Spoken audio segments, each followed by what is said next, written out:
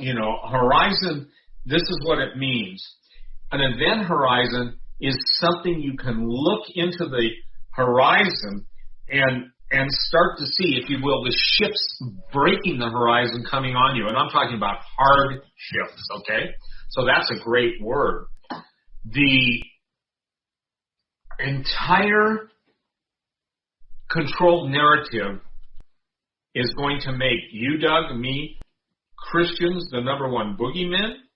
We're going to be labeled the purveyors of the plague.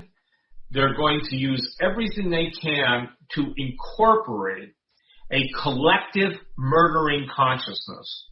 And we'll just call that a CMC. It is almost it's no longer distracticus, theatricus, okay? Let me just come up with something. It would be implementation of total annihilation. There you go, I'll rhyme it. Implementation of annihilation. Annihilation. The idea that everything's going to stay the same. Now, I maintain that God's going to do something, and I'll tell you this. Not only is Dutch Sense picking up, rightfully so, kudos to him for even seeing the amount of hot spots on the New Madrid, but overnight they've doubled. Again, people are checking the flights, even the secret ones that NASA's flying over, and it's just like a piece of wood, Doug, a big piece of wood that each one of these fissures, if you will, some going down 600 kilometers. Quick and dirty, that's 360 miles plus or few, So there's stuff happening. Some of the U.S. Navy map, which I sent out on our latest e-blast, and it went out today, I'm going to be dealing with that stuff, and I'm also going to be dealing with alien disclosure. When does alien disclosure come? After all this stuff is let's say this, in motion and in play in the United States. The reason being is they're going to be seen as the alien saviors. I'm going to go into such detail on that. You'll see it on the final morning conference. I'm the last speaker. Isn't that funny? Final. Some people are reading between the lines. Kind of, I guess you'd say, some veiled hints I'm trying to give. The reason I'm giving them as veiled hints, because even I'm following in one respect. Jesus said, those who have eyes to see and ears to hear will understand the parables. But unto everybody else, it's hidden from them. So, when I post something on my website like, the Solomon puzzle or the Solomon factor, or what you just got to, I'm sorry, not Solomon, Samson played a riddle. And he wasn't a caricature in Batman, okay? But it was important. It drove the Philistines crazy, and they had to wait for who was it that seduced Samson? Delilah. They had to wait for Delilah I'll make it really sanitized. Get into his heart, so he would basically answer the question she had, so she could go back and talk to the rulers. And it made him furious when he understood, but he didn't back off of, how should we say this, partying with Delilah after that point. It cost him his eyes, it cost him his hair, it cost him everything. And ladies and gentlemen, some of you men out there have Delilahs in your life right now. And you're where you shouldn't be with them. You need to break it off. If you don't break it off, the same thing that happened to Samson will happen to you. Boy, Doug, this is like on the spur of the moment. Seriously, I've learned to obey. And not even understand sometimes what I'm saying, but I get it now instantly. Your blindness will keep you from recognizing the hour. Your pleasure will keep you from recognizing God's call in your life. It will ultimately end up in your bondage and or your early death. Can you repent? Absolutely you can. Can you repent on your deathbed? Absolutely can. But when you repent on your deathbed, you miss the time that God convicts you to the time that He could work miracles in your life. If, let's say you've got 2 years and He gives you 2 years of miracles. That 2 years of miracles beats 68 years of fooling around. We're playing footsie with the devil. The devil's not playing footsie with us. People think somehow if they close their eyes and just sing a song, they're up against a wall facing a firing squad, the bullet won't touch them.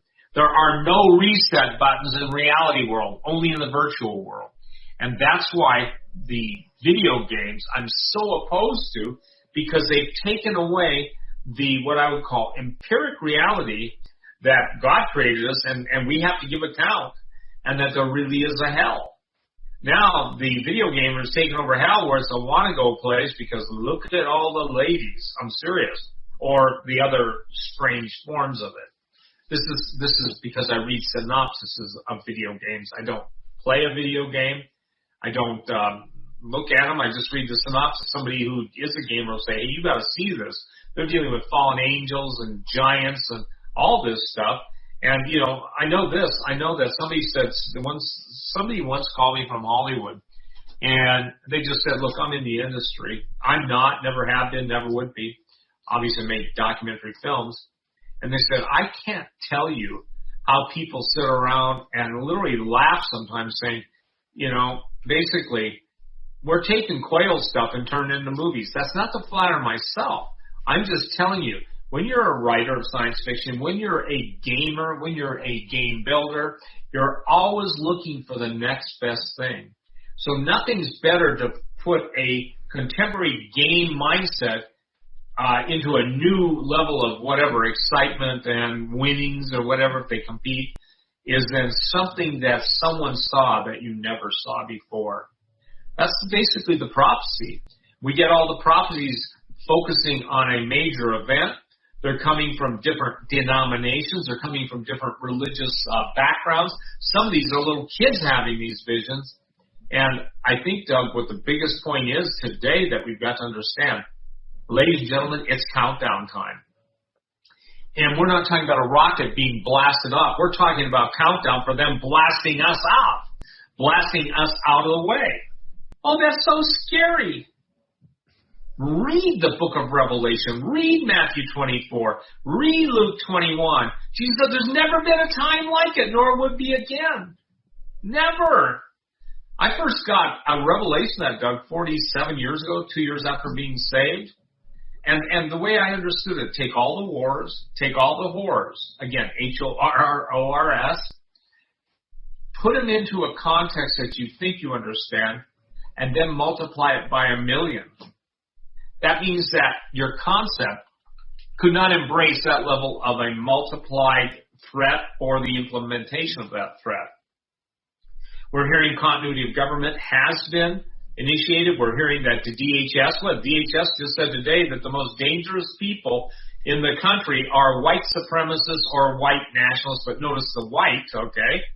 And then they go and bust 6 Michigan guys on an assorted plan to kidnap the governor of Michigan. I wonder how many of those were FBI agents. Yeah, just curious. There's probably 5 FBI agents and one well-meaning soul. Now, I'm not in favor of kidnapping her. I'm in favor, on record, of recalling her, and I am on favor of saying if she does not comply with the court rulings against her at this point, she needs to be physically removed by the Attorney General. She forfeits, in my opinion, her right to even call the National Guard. That's a legal point. But here's the deal, ladies and gentlemen. What Doug just said is the absolute truth in the context of what you have when you have a political narrative.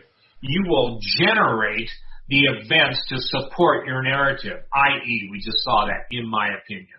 We just saw it. You mean, and I tell people, it wasn't white nationalism. By the way, I'm not one. I don't belong to any group. Now, I am white. I tell people I'm a historic realist, so I am a historic racist. There's nothing wrong with saying, hey, I'm a white guy or I'm a black guy. But there is everything wrong when people are vilifying white people, and they're all freaking communists, wizards, witches, and warlocks.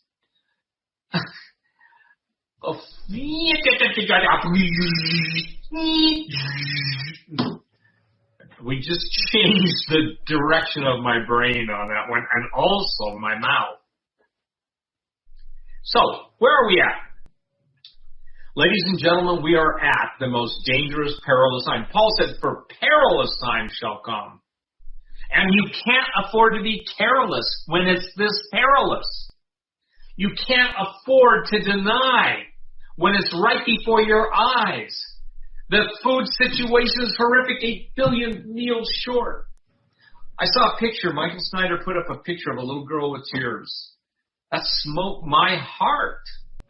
Ladies and gentlemen, this isn't about my kids, it's about your kids, it's about our kids, it's about, more importantly, God's heritage.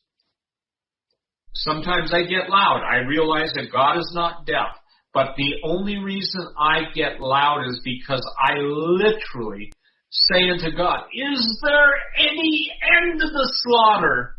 What do I have to do? God, what can I do? I do not believe being helpless in a situation like this.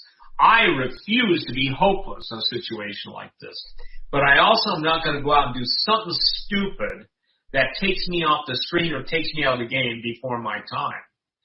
And God says, Steve, the weapons of your warfare are not carnal, but mighty through God. And then you know what my instant thought was?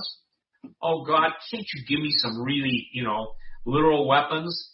So when those people come over my house, and he said, rebuke them, Steve. And I do. It's just like a friend of mine, Jenny, when she was talking about chemtrails, she'd rebuke every single airplane that ever dropped them. To my knowledge, very few of them fell out of the sky. That's not the point. The point is when will God's people, here's the question, I'm going to throw it back to you, Doug. When will God's people figure out this is a war and there's a real enemy and they're coming to their front door? When do you think that will be? I'll give you a date, but I'll say too late. Yeah, okay. Boy, is that wise. When you figure it out, it's too late. That's actually a really, really wise, and I didn't mean like tomorrow or the 14th, but that's the answer. If you wait, it's too late. If you act, God can move. Look, I tell people, you want to follow somebody who knows where they're going, make sure they're in motion. Make sure they're not just talking about, well, one of these days I'm going to head to the hills. One of these days I'm going to do this, do that, do that. They never move off their fat. They never get anybody to understand the lateness of the hour, because it's like I said, it's like the Alice in Wonderland, or it's like the guy I saw at Disneyland, Disney World. I went there, and you heard my story years ago. They monitored me at every checkpoint. You had to go into restaurants, come out. You had those stupid vans everywhere. Satellite uplinks. Listen, ladies and gentlemen, not just, it was monitored every single place. I would walk. I have my granddaughter. I have my wife. And again, God bless her, at that point she was a little naive. I said, Loretta, why do you think this is happening? And they look at me, and I'm sorry, I know I had my wife, I had my granddaughter's mother there too, Amber, and they were puzzled until I said, may I just explain how the world really works? They're letting me know that I'm in the DB. That's the database. They're making our time, and I didn't know Disney Deathland was that real, okay, that the monitoring. So I go to the front desk, okay. By this time, I'm beyond the planet Jupiter, okay. I'm pissed. If that word offends you, suck it up, buttercup. This isn't about BS and bubble baths. This is hardcore reality.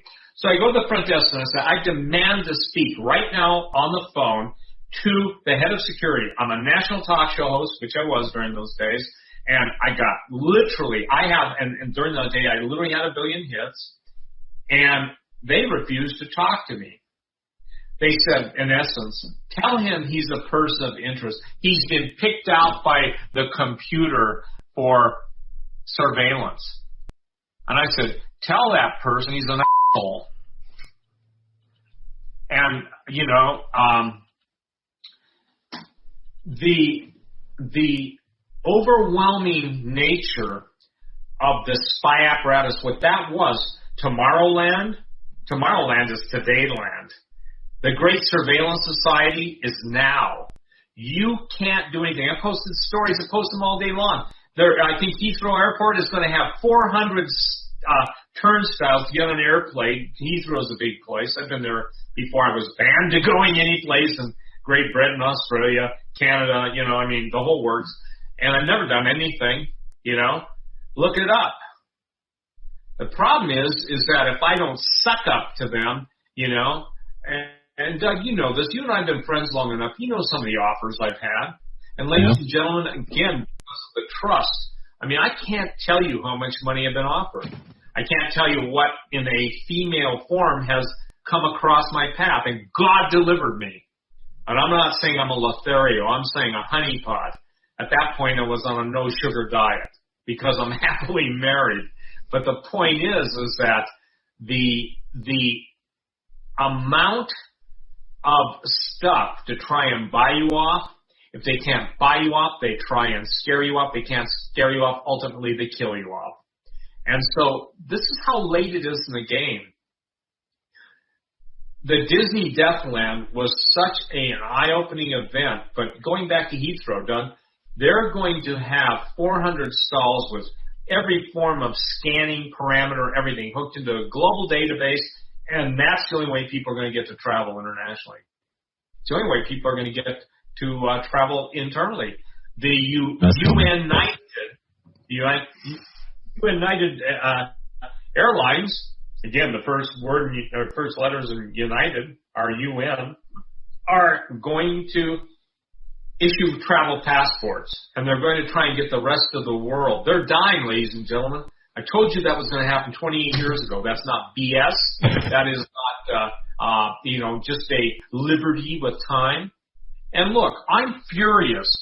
If you don't care about your children being sacrificed, if you don't care about what they're going to do to your wife, if you don't care about what they're going to do to you, if you don't care about they're going to starve us all into submission, if you don't care, then I want you to go in the mirror and say, you are a coward.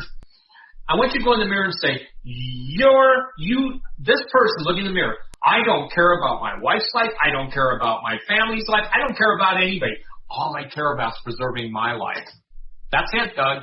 The self-centered denial, the absolute vapid and vacuous indifference. I love that word, vacuous indifference. You know what, ladies and gentlemen? That's even beyond, well, he's not all there. There's nothing there. There's nothing here. The great connection is not there any longer.